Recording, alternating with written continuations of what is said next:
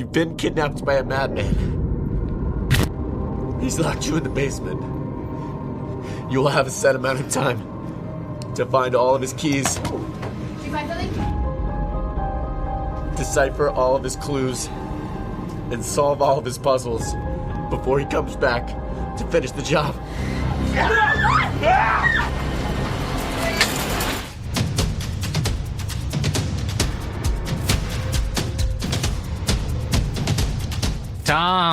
Tom, here's the thing. EscapeRoomAuthority.com and ThemeParkUniversity.com rated The Basement LA as the #1 escape room in the USA.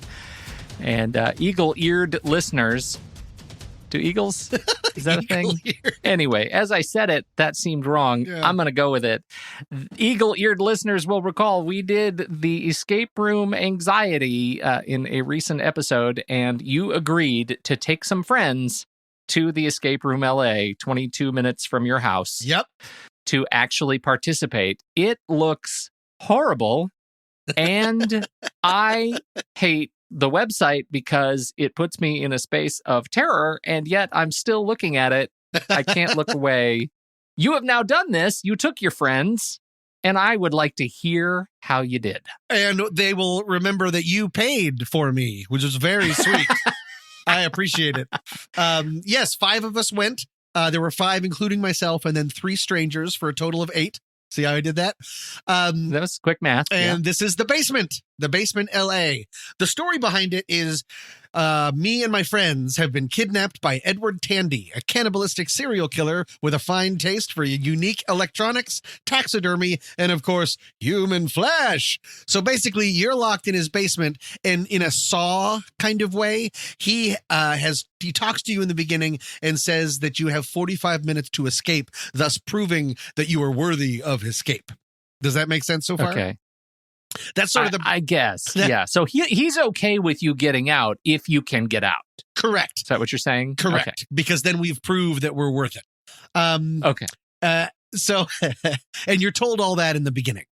Okay. Here's how it starts is they bring you from the front office into sort of an antechamber. They tell you all the rules, which are don't break stuff, quit it, don't be jerks all your life. But they're all still like sort of pretending that it's real. And then did they, just to recap, did they tell you not to like put your tongue in an outlet? Don't eat anything? They did. There was a lot of don't force anything. Okay. All right. But I was actually yelled at one point. Remind me to get to that.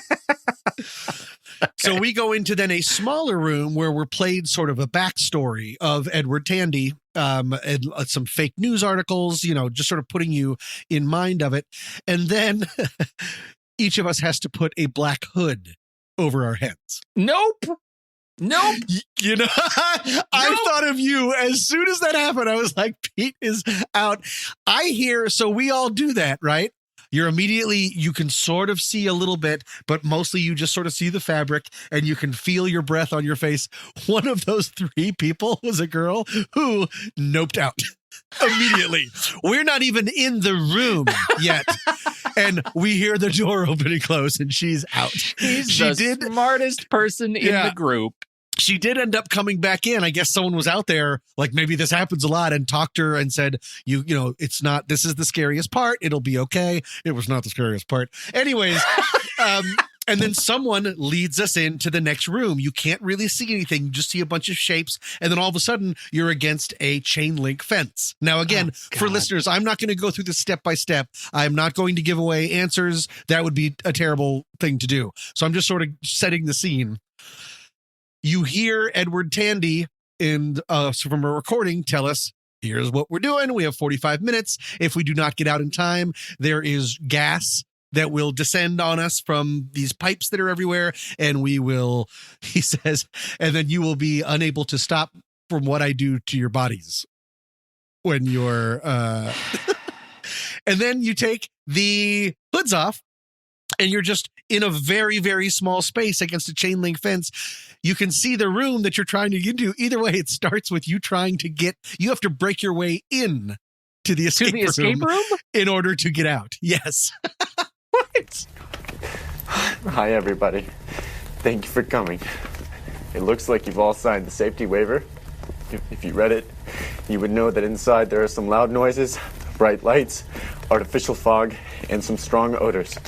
So if you're pregnant, or if you have any significant health conditions, you should definitely sit this out. Escaping this nightmare is actually pretty easy.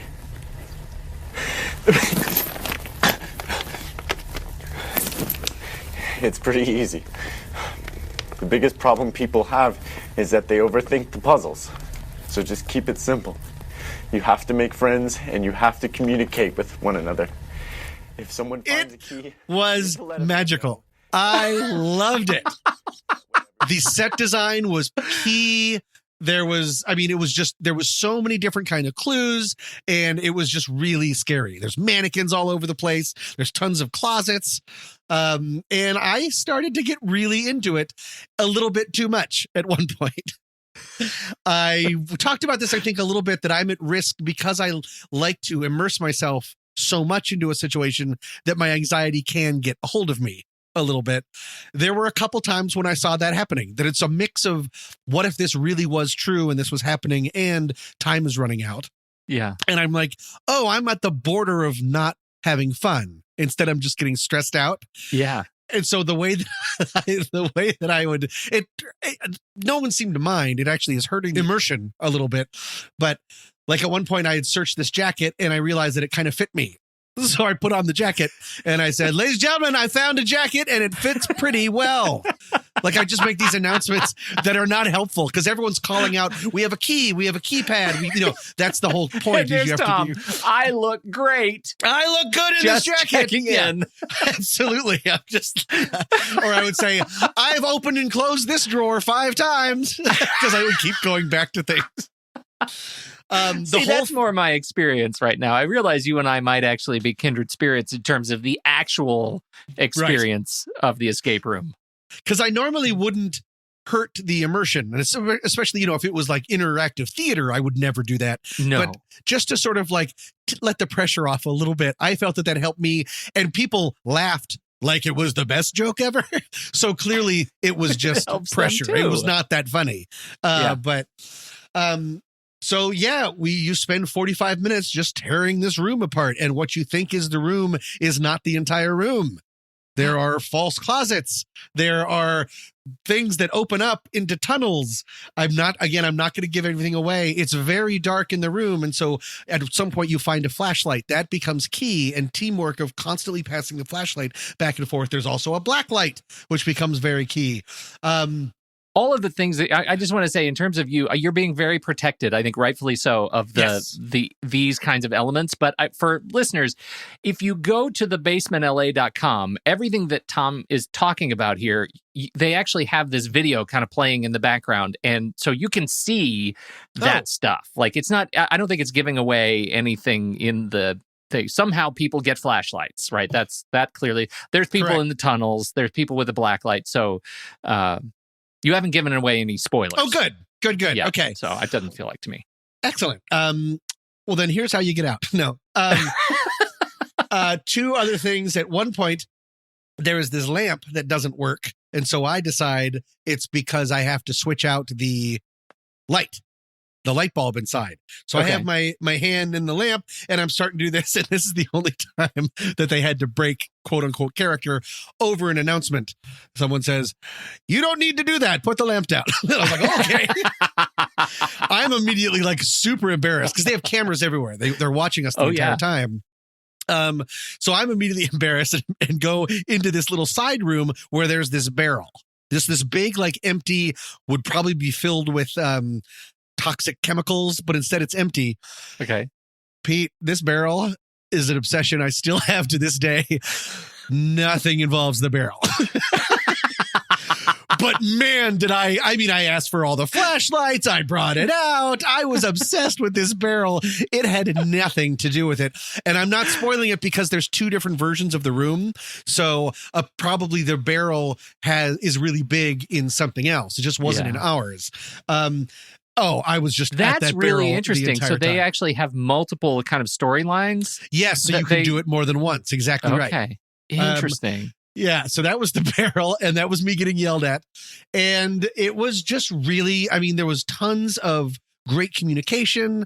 There was yelling and excited stuff. Twice I did tell everyone to go, everyone stop talking, which I'm not proud of myself because I had the answer to something, but I couldn't get it out.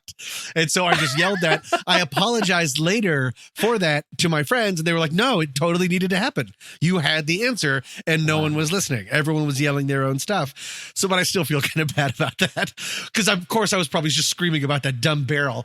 Yeah. Right.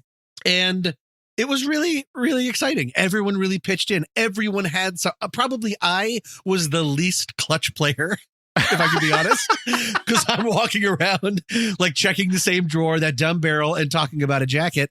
But I did have 2 to 3, like, we're able to move forward because of me, because of something that I figured out, which is great. And it was like that across the board. I mean, definitely there were certain people that were stronger at it. Friend of the show, Joy, friend of the show, Darnell, and his beautiful wife, Lauren, they all went and they were all great. What was your question? Well, my question was... and Johnny Giacalone. I apologize. Johnny Giacalone. You can't say it. Look, so did you get a sense of how the anxiety experience impacted others on your team? I mean, you are just sort of super into this stuff. Is everybody equally into it? Were they, did anybody sort of bury themselves in the part besides the young woman who ran away? Yeah, Nope Girl never really she sort of wandered around, and every once in a while she would say, has anyone looked in here? Let's not just go for it. So she never really got back on board. But no, there was it was really good teamwork. But then as time was going down and down and alarms start going off at some point, a little bit of gas seems to come out as if he's reminding you this is what. And so things just sort of ratcheted up and everyone gets a little bit louder and a little bit quicker. I figured out something very late that was a big step forward, and there was about 1 minute left and I needed to turn myself off. What? What does that mean? I mean, I was like, I just helped us get forward, and I think maybe we're getting close to the end, but there's not enough time. We're not going to make it out. So I just have to relax. Because the other option was get ratcheted. Certain people were getting ratcheted up, not in an angry way, but just really people are having trouble typing. Like everything is like the adrenaline is so high that because we were so close to the end, I can only talk about myself. I just was like, I did my part. And now I'm going to stop. Wow. Because the other version is just going insane. Okay. Anyways. So you didn't make it out as a group? We did beat. With 19 seconds to spare. We made it out. And the success rate of this room, if you look on the website, is very low. But we made it out with 19 seconds. That was one of the reasons that I had to sort of turn myself off. And it was at the very end. At 35 seconds, I screamed something that was typed into a computer, which led to a key thing, which led to Darnell running across the room, typing in 4 numbers. And then all of a sudden, we know Darnell's a hell of a runner. Oh, he's great. And he's so tall. It was like half a step for him. Yeah. I'm just tripping over my jacket. I'm inside the barrel at this point. Which is going to be a new euphemism for everything. So don't worry. I'm in the barrel now. I'm in the barrel right now. Yeah. All right. And the person that checked us in was on the other side of the door, breathing really heavily.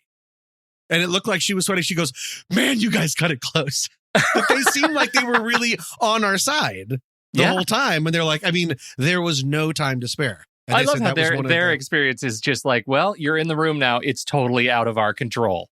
Right. Exactly. They just wash their hands of you. Yeah. Except when I start throwing the lamp around. Yeah. So, I mean, that was to get out. I found out talking about it later, I was not the only one resigned to, we're not going to make it out. Wow. But Darnell didn't quit. Lauren didn't quit. I mean, it was great. I was just happy that I got my little clue towards the end. And so I just powered down, but it was thrilling. And good. Talking about it afterwards, we were just going over all of it. It was it's really a great time. And the cool thing is we're going to go back. There are more. Once you get it, there's actually 4 different parts to Yes. the same story, that you get out of the basement and then you're in the elevator shaft. You get out of the elevator shaft, then you're in, I believe, the study. And then yeah. finally the courtyard. So you can be sort of immersed in this story and keep going. And we have all decided we want to go back and try the second Oh, one. I'm so glad to hear that. Yeah. Ah, you guys are terrible. It And was fantastic. Thank you so much for finding it and suggesting it. I mean, there are 900,000 escape rooms here in Los Angeles. I had somehow never heard of this one. And Pete, I give it 5 escape rooms. I Okay. give it 10 escapees. Hooray!